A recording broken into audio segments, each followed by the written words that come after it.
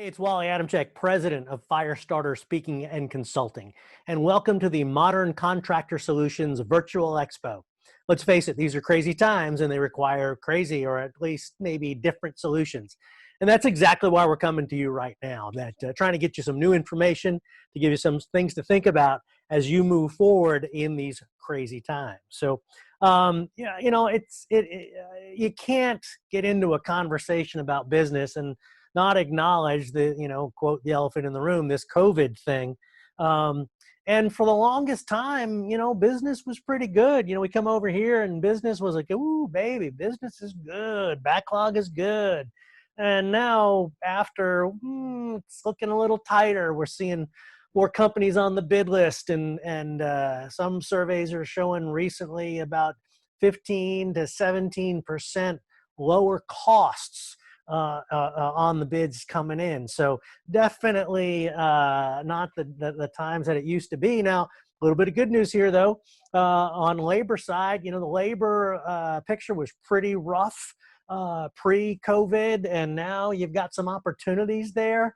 Would say that, it certainly favors the buyers. It's an employer's market. It's a seller's market here.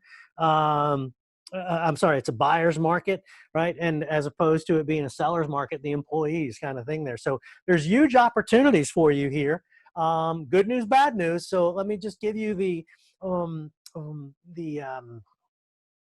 technical term here for how you might want to behave going forward here from a leadership perspective.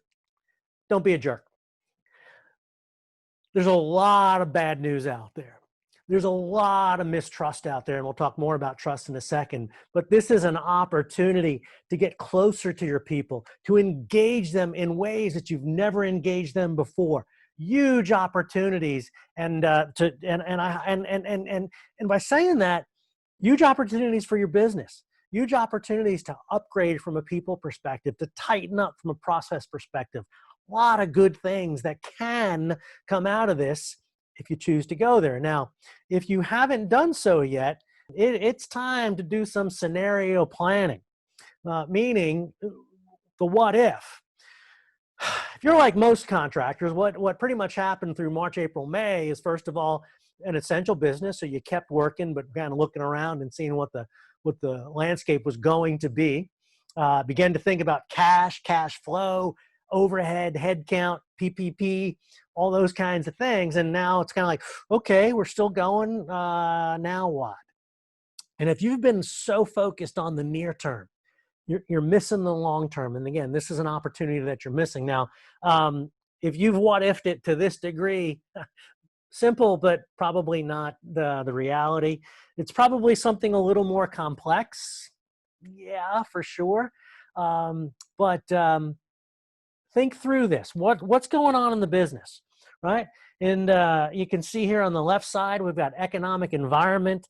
On the right top, we've got competitive pressures, and we certainly are in a flat economy right here, and increasingly strong competitive pressures. The bad news is that all combines down onto the potential doomsday scenario. So certainly an opportunity here, but some concerns as we go through it too. So if you have not gone through scenario planning, and I'm not talking about you driving home a couple of nights thinking, hey, I wonder what we'll do. I'm talking about getting the extended leadership team together to go through these what ifs. What if, what if, what if? See, the power of this, it's not in the plan, it's in the planning. And as things come at you in the next days, weeks, months, etc., you'll be ready. You'll have gone through this scenario planning conversation, and you'll be able to react faster. And this is one of the key things. This COVID time, although it seems like we're in this permanent piece of uncertainty, the pace of change has picked up. There's an opportunity here. I can tell you right now that the studio I'm talking to you from right now didn't exist on March 13th, but it certainly does right now. So what does that mean? It means opportunity. People in construction. I believe that people are your best profit strategy. And we've got an opportunity here. Again, I keep using that word opportunity, but last year, and you might wonder, oh, well, is this still valid? Yeah, it's still valid. Hang with me. I did a bunch of research. And the reason I did the research is that I got sick of reading all these surveys from AGC, ABC, FMI, Autodesk, Dodge, etc., saying there's a labor shortage. Really, I wasn't aware. But I also kind of paid attention to what Gallup was saying, that only 30% of employees are engaged. And I'm like, is it that bad in construction? I mean, is it really that bad? Or I don't know. I mean, I walk into contractor organizations all the time. This is what I do. I speak and consult on leadership and culture to the construction industry. I've done that for 18 years, and the organizations I walk into are pretty good. I don't perceive only 30% of the people to be engaged. Now, imagine if you were a football team, that would be your center and two guards actually running the play and everybody else just kind of going through the motions. And I said, I'm not buying it. So I started looking around. I asked, I was like, what is going on here? And again, this piece of research. So I surveyed nearly 500 people. Now, these are people from my database over the years, but not just people I know. I reached out on LinkedIn and LinkedIn groups. And by the way, I'll send you the results. Just email me. My email will be on at the end of the presentation here. Just email me and say, send me people in construction report, and I'll send it to you. And I think you'll enjoy what you get here. But good news. A lot of good news here. As you can see, 83% said that leaders live by the values, and then 85% say that they trust their boss. Roll this into this trust index by Dr. David Horsager, who has his whole research is on trust. And it says 83% of people would not follow a leader they don't trust. Kind of the flip side of the fact that we've got high trust in the organizations that responded. Look at these. These are construction organizations. Moss Construction, 98% said it was a great place to work. 7 Solutions, 97% say management is honest and ethical. Now, by the way, you don't anoint yourself a great place to work. You can say it all day long, but it has to be your employees saying it. And if 69% of your employees responded that, yes, this is a great place to work, you would not be considered a great place to work because you have to have over 70% responses in the first place. Some other good news here. You remember, go back to that Gallup thing about 30%. Well, 7.7 out of 10, the rating scale here, that of the nearly 500 people responding, the happiness, I'm happy, engaged at work, was 7.7. 1 being miserable, can't stand it. 10 being, this is the greatest place on the face of the earth. I want to die here. There's a lot of good news there too. Some bad news though. Okay. As you can see that, industry-wide results, while not bad, are simply not good enough to sustain success. Look at this. Very average results compared to the broader industry, the broader business economy, business firms, et cetera. We don't suck that bad. That's great, isn't it? And a couple more here. Are people really our most important asset? And let me put that other one up there. Look at that bottom right bullet. Maybe bullet's a bad word. Our industry leads business in male suicides. And by the way, that has gone up in the last 3.5 months.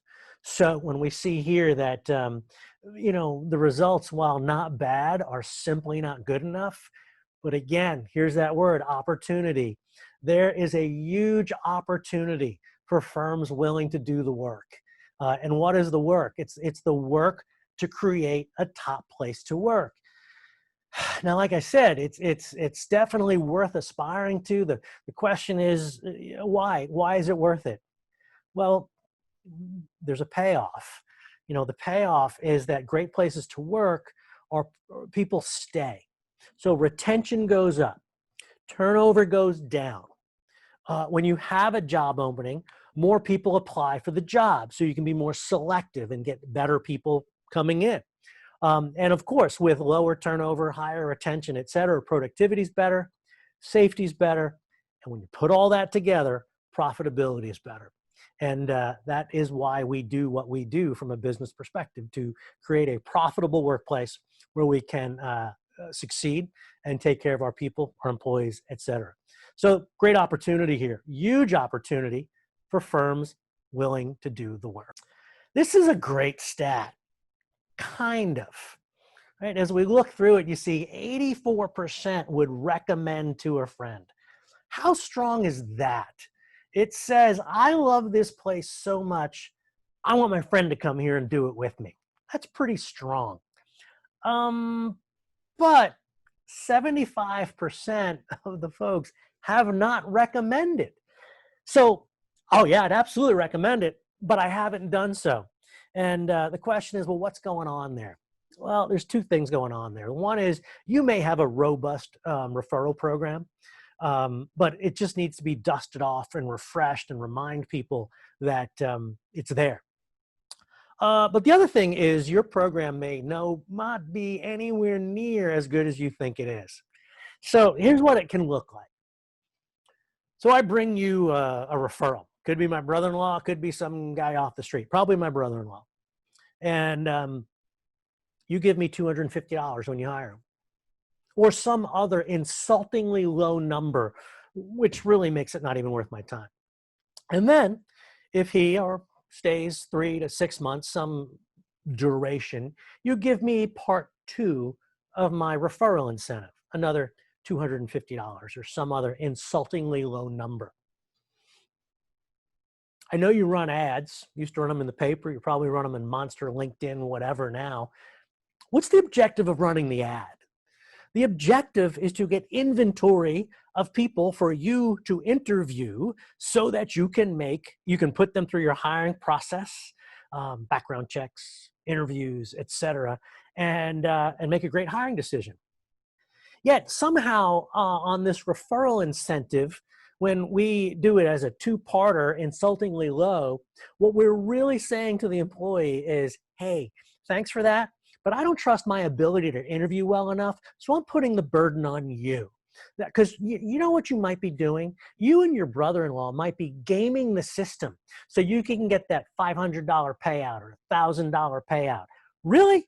Well, first of all, if your interview process was any good, you would have vetted that out. Secondly, your background check and referrals would have, reference checks would have figured that out too.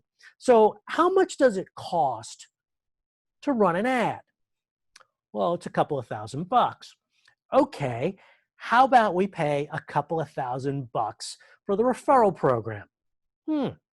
Might be when we do that, things start getting better. Might be that people will actually recommend. It says they would, but they haven't, because we really haven't done a good job of telling them that it really is worth their time, and we want them to do so. Look, when they're doing referrals, they already have put the person through somewhat of a vetting process. That's really not the job of the referrer. The job is to say, hey, you know, I see this kid at Starbucks or McDonald's every morning. He's here to work on time. God, he's got a great attitude. Maybe he'd like to come to work in construction. Expand the thought process on the referral program, and you might get better results. And don't be so cheap. All right, let's go further. Wow, this is amazing. 1/3 of all respondents had, when asked, quote, had more to give when they were asked if they're working at full capacity. 1/3 of all respondents, when asked if they were working at full capacity, said they had more to give. Where's the leader? By the way, this is entirely consistent with other research on engagement and capacity at work. Rather than think the less of people and think that they're sandbagging you, maybe you're sandbagging them from a leadership perspective. What this says is ask more from people, not more stupid stuff, not more hard work, but get them to think, get them to engage. Remember that scenario planning I talked about earlier? That's getting people to think. It's getting them on board. JHAs on the safety side, all sorts of ways to engage people on how to make the work go better. And when you do that, the work goes better. So engagement is a huge opportunity for us here. And as you can see, 1/3 of all respondents at every level had more to give when asked, are you working at full capacity? Where's the leader? There's an opportunity here. Well, we start talking construction and obviously we get into a field office conversation. And, there's always been a field office divide, but as you can see now, I call it the field office chasm. Now, it's obvious why we have a divide, right? I mean, we have geography, right? We have, the office and the field remotely working somewhere, not contiguous to the headquarters. And that geography creates a divide. But as we've gone forward in the industry over the last 10, 20 years, this divide has become a chasm, as you can see. And I'm going to show you some data here to really underscore that. But COVID protocols have made this worse. Think about it. We're an essential industry. Most places in the country, construction just kept going. A few places it had to stop for a little while, but it's back up and running. Although it's up and running on job sites and craft labor and supervision is showing up every single day, where's project management? Where's the office? Well, the office in many cases is working remotely, safely. What does that say to the guys on the job, the gals on the job? Well, done correctly, it says we're in this with you. Done incorrectly, as is being done in many places right now, it says, yeah, you're not as important as we are. We know that that's crap. So the field office chasm is becoming a divide. Now, let me point out some stats to you here. Check this out. Now, on the left side here, you see this is the field response. I'm sorry, the office response. And you can see, I have confidence in the leadership, 83%, and leaders live by the core values, 81%, and I trust what my boss tells me, 80, 89%. Well, let's look a little deeper here. As you can see, I have a close friend at work. Now, this is a really important question because there's a direct correlation between higher scores on this and retention and engagement and happiness at work. So 81% of office operations folks, project managers, project engineers, construction managers, et cetera, said I have a close friend at work. 50% of field supervision said that. Okay, well, you may say, hey, that's not my problem if you have friends at work, but what are you doing to enhance that? What are you doing to help foster camaraderie on the job and across the organization? Low scores here are a direct correlation to low retention. Okay, let's go a little further on this one. As you can see here, I'm able to maintain a reasonable work-life balance. Now, the amazing thing here is reasonable in construction is insane to many other organizations or many other industries. Banking doesn't work the hours that construction works. So, and even in this question, we didn't define a number. We just said reasonable. So it's reasonable in the eyes of the beholder and of the person who answered the question. And you go, well, that's great. Well, no, not so much, because as we look down here to this question, we see that 75% on the office side, okay, but I am able to maintain a reasonable work-life balance. Once again, 50% of field supervision.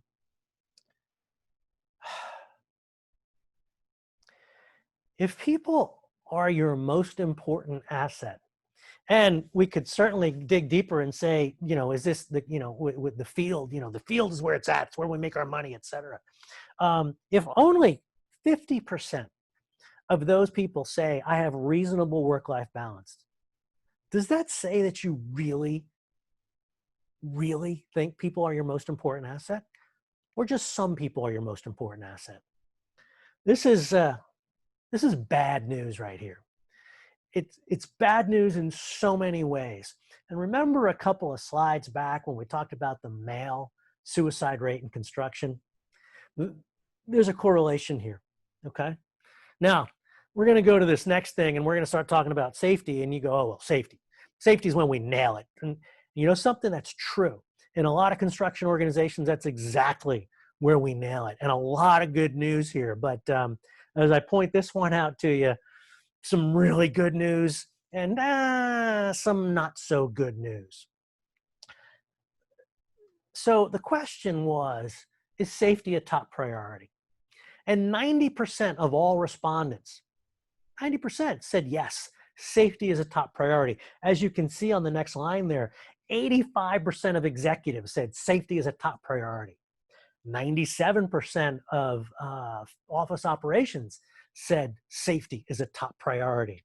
And even 93% of the field said safety is a top priority.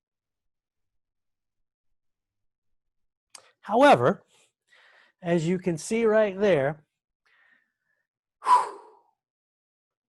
only 68% of the field said we consistently work safely. Folks, this is a major disconnect. Major disconnect. And I know you're saying, oh, that's not us. This was over nearly 500 people. This is very representative of the industry.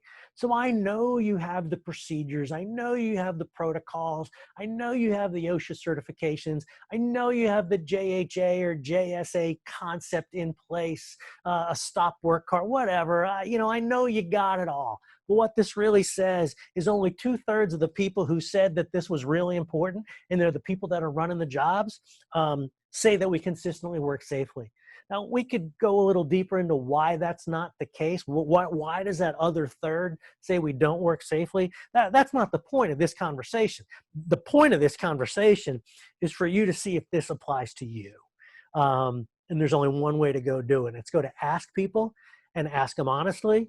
And you get a get out of jail free card if you say, well, boss, we do cut some corners here. Now you really get to know your culture at that point. So some things really to think about as you do it. So, all right, what now?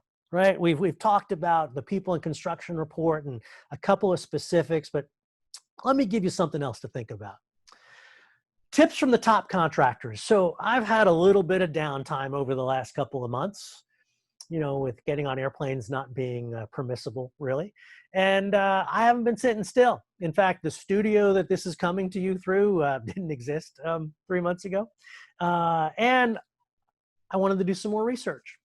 And every year there are certain companies recognized by the Great Place to Work Institute or the local business journal as top places to work. Contractors, top contractors to work for. So I said, how about we talk to them? So I'm in the process of interviewing as many of them as I possibly can. Now, there's about 150 of them that are larger than 100 people. I didn't pick any that were below 100 people because really just the force of one leader's personality can kind of keep their hands around the whole thing and drive it forward. But when we start to get hundreds of people, culture really does become part of the conversation, and there really do become some opportunities for leadership at all levels. So let me give you a couple of things that we've discovered recently, and hang on, we're going to give you an opportunity here to see where these results are on YouTube also, but take a look. Culture. All of these folks talk about culture. And as you can see here, I talk about it being a force multiplier. Now, what's a force multiplier, right? It's kind of like 1 + 1 = 5 or 3 + 3 = 15, right? The sum of the parts are greater than what they would have been. It's like artillery in battle or a hammer, right? It's a force multiplier. So as you can see, when you invest in force multipliers, it means you get more done with the same amount of effort. Well, I was talking to one of these contractors. It's one of the top places to work. Actually, I've talked to a couple of them, and they all referred to the fact that their overhead and their payroll, their number of direct labor dollars, is lower there than their competitor who's doing about the same amount of work, right? So in other words, they're being more efficient, which says, hey, we're getting more out of our people than our competitors, right? It's that force multiplier conversation, right? So culture is a force multiplier. And it's no accident, right? Culture, okay, by the way, yes, culture can happen by default, but when it does, it's usually really bad. So it says positive culture, empowering culture is no accident and something you need to work at, something you need to intentionally uh, seek to create and perpetuate. A couple of more things for you. As you can see, communication, right? Communication is absolutely better in every organization. And in fact, when I asked the question and I said, hey, you know, when you started to do this top place to work thing initially, when you first got your survey results back, and some companies didn't get the recognition the first time or two at it. Some did. Some are on their 9th and 10th and 11th year at it. And I said, what immediately got on your things to do list? And every single one of those people that I've asked this question to said, oh my gosh, we had to communicate better.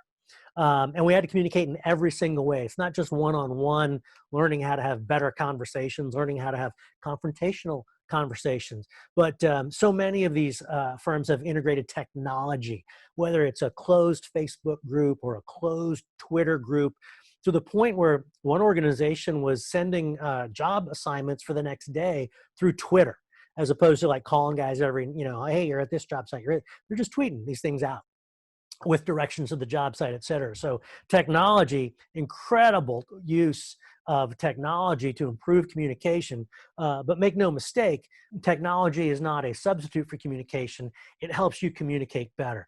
But every single firm I talked to said, we learned that we needed to communicate better. Engagement. Well, what is it? Where do you come from? Well, if you engage people, they'll engage, right? So if these are your people, and this is teeth, on a gear, right? And we engage them, right? Good things happen, right? So what are the things we do to engage them? Well, it's the communication thing. It's treating them with respect. It's the work-life balance. It's all these things that we know intuitively create a great place to work, but somewhere along the way, maybe we got away from it, or maybe in times of tough budgets, we have to cut these things out. No, in times of toughness, we need to communicate more. We need to strategically and tactically invest in our people, not just kind of cut the training and development. I go down to that one right there, that mentoring came out in so many of these conversations. And a number of these organizations said, oh my God, we learned we need to do more training. In fact, people don't mind training. You hear all that, people complain about training. No, people mind poor training. So these organizations have figured out how to leverage technology, how to leverage vendors, how to leverage inside and outside resources, all in pursuit of an objective articulated under the vision, reinforced by the values. And we come back, I skipped trust. We already talked about trust earlier. We talked about it, that it's with the People in Construction report and with David Horsager's report, that trust is absolutely foundational. And you think about your own relationships and your own friendships that maybe don't exist anymore, and partly because you just lost time, and I didn't trust the guy anymore because we didn't invest in each other anymore. So as you can see here, culture doesn't happen by accident. Intentional communication with technology and face-to-face, working to create engagement, undergirded by trust, with continual development, this training and mentoring conversation. So I said you can, these learnings are starting to go up on YouTube, and send me an email or you can find this, but there's a couple of interviews up now. They're 15 minutes long with company executives from companies across the country that are that are a best contractor to work for. And man, and there's more to come, because I've interviewed a bunch of them already. So over the next couple of weeks, months, year, I guess, there's going to be a lot more coming. So more learning for you as a result of attending this session. I hope you watch it. Also, if you want to learn more about my stuff, constructionleadership.com. I own the domain. right? So I don't just write about construction leadership. I own the domain. And I put that out there because on that website on a regular basis, the blog is on the first page, and I often put some stuff up there.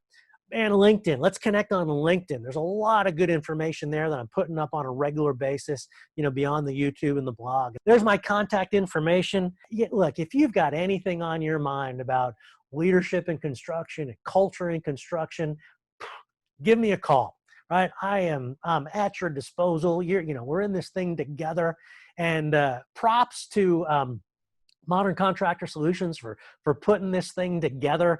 Glad we could share some information for you. And if you have any questions or any comments or whatever the case may be, certainly reach out to me right here, and I'll be here for you.